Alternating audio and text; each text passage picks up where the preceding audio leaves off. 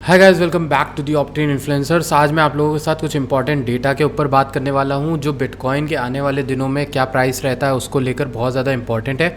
गौर से इस वीडियो को देखना। सबसे पहले चैनल को सब्सक्राइब करना, ऐसी बातें आपको कहीं और नहीं मिलेंगी। सबसे पहले मैं आपको कुछ इंपॉर्टेंट दिखाना चाहूँगा। ट्विटर पर मैंने प्रेडिक्शन किया था, अपने यूट्यूब वीडियोज़ में प्रेडिक्शन किया था, कई जगह पर प्रेडिक्शन किया था कि ऑल्ट्स का जो ऑल्ट कॉइन की जो रैली आएगी वो तब आएगी जब ये पर्पल वाला जोन, ये जो बॉक्स है मेरा बनाया हुआ ब्लू वाला, वो टूट जाएगा और उसके ऊपर हम जाएंगे। जैसे हम उसके ऊपर गए, आर्ट्स की अच्छी रैली आई थी जब पेपे वगैरह भाग गए, सारा पैसा उनमें चला गया शिट कॉइन्स में। उसके बाद हम इसको तोड़ के नीचे आ गए, which is called a fake out. तो फेक आउट होने के बाद मैंने आपको एक प्रेडिक्शन करके बताया था, वो ये था कि 20% डंप आएगा ऑल्ट्स में। ठीक है, 20% डंप आ सकता है, आएगा नहीं सॉरी, आ सकता है ऑल्ट्स में। और ऑल्ट्स में जो डंप आएगा वो यहाँ तक आएगा, 549 बिलियन मार्केट कैप आएगा। अब आप बड़े प्यार से देखो, कल हमारा ये टारगेट अचीव हो गया। देखो नीचे आते आते 549 बिलियन का एग्जैक्ट उसी लाइन को टच किया है। आप जाकर चेक कर सकते हो, मेरे ट्विटर पर मैंने ये चार्ट डाला हुआ था पहले। तो उसको टच करके मैंने एरो बनाया था कि इसको एक बार टच करके ऊपर आने की आशंका है कि यहाँ तक 600 बिलियन के अराउंड मार्केट कैप आना चाहे शायद। 565 से 600 बिलियन का मतलब है यहाँ पर 35 बिलियन का इनफ्लो और कॉइन्स में जाना चाहिए कहीं ना कहीं। ये मेरी आशंका है कि ये होना चाहिए। ठीक है, और यहाँ पर आप देखोगे डोची भी बनी है, एक अच्छी कैंडल बन रही है। तो कहीं ना कहीं मैं ऑप्टिमिस्टिक हूँ कि ऑल्ट्स में पैसा आने वाला है। अब ये ना हो कि शिट कॉइन्स में फिर से चला जाए। मैं चाहूँगा कि एल1s में आए और अच्छे कॉइन्स में, फंडामेंटल कॉइन्स में आए, तब जाके कुछ अच्छी चीज़ होगी। अब मैं आपको कुछ और चीज़ें दिखाना चाहूँगा। पहला मैं आपको दिखाना चाहूँगा रियलाइज्ड प्राइस।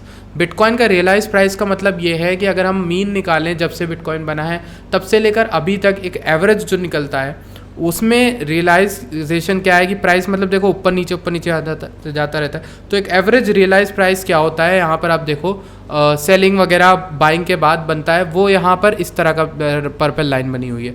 ये पर्पल लाइन में एक गौर की चीज़ ये है कि जब भी हम इसके ऊपर होते हैं एक बुल मार्केट होती है ऑब्वियसली, जब हम इसके नीचे आए तब एक डंप मार्केट है और बॉटम कहीं ना कहीं इसके नीचे ही बनता है।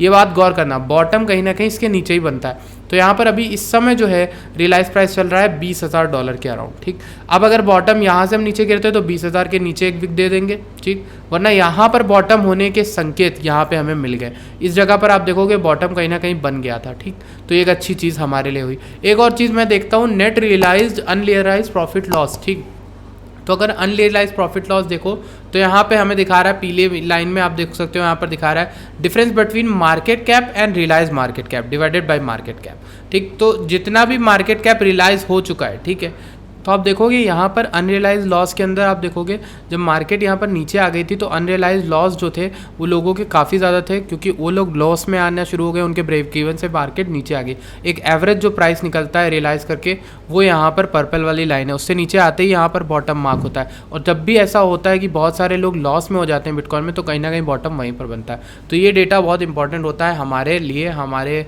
यहाँ पर हमारे ट्रैकिंग के लिए इंपॉर्टेंट था। अब मैं आपको कुछ कॉइन्स बताना चाहूँगा। सबसे पहले तो वीकली में अगर मैं देखूँ तो LDO जैसा कॉइन बहुत स्ट्रॉन्ग लग रहा है मुझे, पर एक खतरे की घंटी है यहाँ पर। एक खतरे की घंटी ये है कि पर्पल यहाँ पर हमारा जो वीकली है, वीकली एक रेजिस्टेंस दे रहा है, वो इस जगह से दे रहा है 2.11 से, या फिर आप कह लो 2.1 से। 2.1 के एरिया से अगर ये रेजिस्टेंस दे रहा है तो ये नीचे भी गिर सकता है, और अगर ये नीचे गिरता है तो एट मैक्स ये 1.6 1.5 पे पिकेबल होगा। ठीक है, अगर वहाँ पर आता है तो तब मैं इसको वहाँ पर पकड़ना ज़्यादा सही समझूंगा।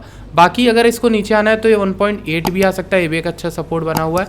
मैंने कुछ लेवल्स ऑलरेडी मार्क किए, पर मैं वीकली में आपको LDO बता रहा हूँ किस तरह से एक्यूमुलेट करना। अगर LDO 2.1 के ऊपर आता है तो आप इसमें लॉन्ग बिल्ड कर सकते हो। इसी तरह से कुछ कॉइन्स में बताता हूँ। RNDR जिसकी अच्छी रैली है, कल मैंने इसकी शॉर्ट कॉल अपने जो है प्रीमियम में दी थी। वहाँ पर अगर आपको प्रीमियम ज्वाइन करना है आप डिस्कॉर्ड में आ सकते हो हमारे, और डिस्कॉर्ड में जाकर प्रोफाइल में यहाँ पर डिस्कॉर्ड की लिंक है, डिस्कॉर्ड में जाना, वहाँ पर आपको प्रीमियम का एक चैनल मिलेगा, वहाँ पर आपको सारी इन्फो मिल जाएगी कैसे आप प्रीमियम ज्वाइन कर सकते हो और वहाँ पर कॉल्स का मज़ा उठा सकते हो। तो सबसे पहले देखो RNDR एक ऐसी कॉल जिसकी लॉन्ग कॉल भी हमने दी थी, कल शॉर्ट कॉल दी थी।